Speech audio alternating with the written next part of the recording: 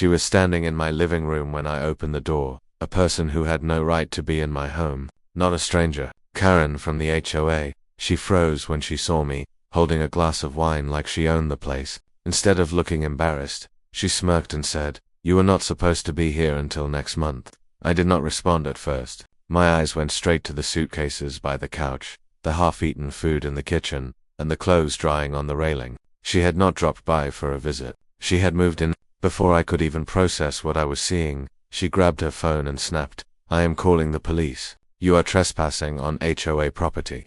My jaw fell open. My property? I bought this mansion in cash 3 years ago. Suddenly she acted like I had broken into her home. I stayed calm, but inside I was boiling. She dialed 911 right in front of me, telling them a dangerous man was inside her house. Soon sirens filled the air. 2 squad cars pulled up and officers rushed to the door. Karen ran outside screaming, pointing at me as if I had committed a crime. "Arrest him. He broke in. He has been threatening me," she cried on cue, turning on tears like a switch. The officers looked at me and then at her. "Sir, we need to see some identification." I handed over my license, my deed, my keys, every bit of proof I had. Karen snatched the papers out of the officer's hand. "These are fake. He has been stalking me for weeks." My patience finally reached its limit. I reached into my bag and pulled out something she never expected. My badge. Not just any badge. My federal law enforcement badge. Her face went pale. I leaned closer and whispered for her alone to hear, "You just called the police on the wrong person." The officer holding my documents froze when he saw the badge. He looked at me, then at his partner. "Sir, you did not mention you were federal." Karen's fake tears dried instantly. She stumbled back, shaking her head. "No, he is lying. That badge is fake. He has been harassing me for months. He broke into my mansion." I stepped past her, calm and firm. "My mansion, my land, my documents are real. Every claim she made is false." The officers turned to Karen and asked for proof she lived there. That was when her whole act started to fall apart. She pulled a crumpled paper from her purse and waved it like it was official. "Here, this is the HOA notice. This property belongs to the association now." I almost laughed. It was a printed letter with no signatures, no stamps, nothing legal at all. One officer sighed. "Ma'am, this is not a deed. This is not valid." But Karen would not stop. She lunged toward me, pointing in my face. "He does not belong here. He left weeks ago. I saw him pack up. The HOA voted. This mansion is mine now."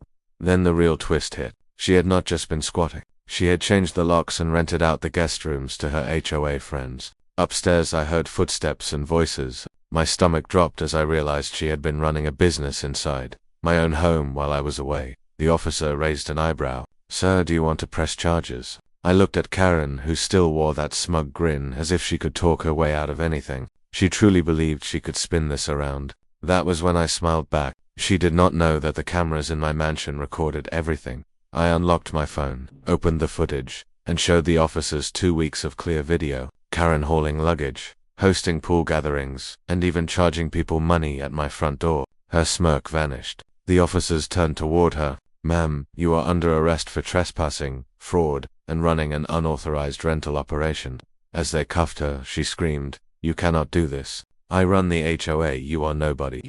I leaned against the doorway and spoke a line I knew she would remember forever. "You tried to live in my mansion, Karen. Now you will be living somewhere else, rent-free." Just as the officers started escorting her to the patrol car, a shiny black SUV stopped outside my gate. 3 people in suits stepped out, 2 men and a woman marching toward us with confidence. I recognized them immediately. The HOA board. The woman in front, Mrs. Lell, the president, glared at me like I had done something terrible. "What is the meaning of this? You cannot arrest our board member. This entire property is under HOA control."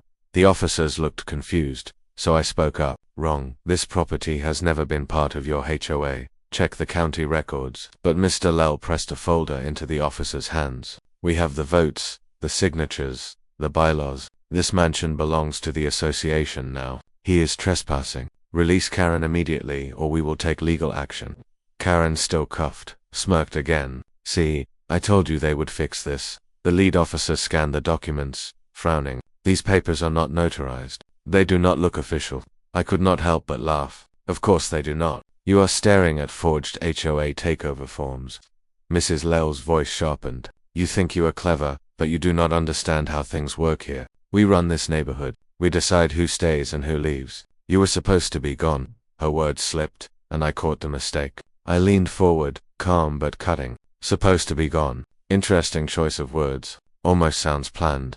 The officers exchanged glances. Something felt off to them. That was my moment. I pulled out the certified county deed, complete with government seals and red-stamped signatures. "Unlike your fake papers, this is real and legally recorded. This mansion is mine." Karen's smirk faded once again. The board members, however, pushed back. Mr. Lell hissed, "We will fight this in court. You do not know who you are dealing with."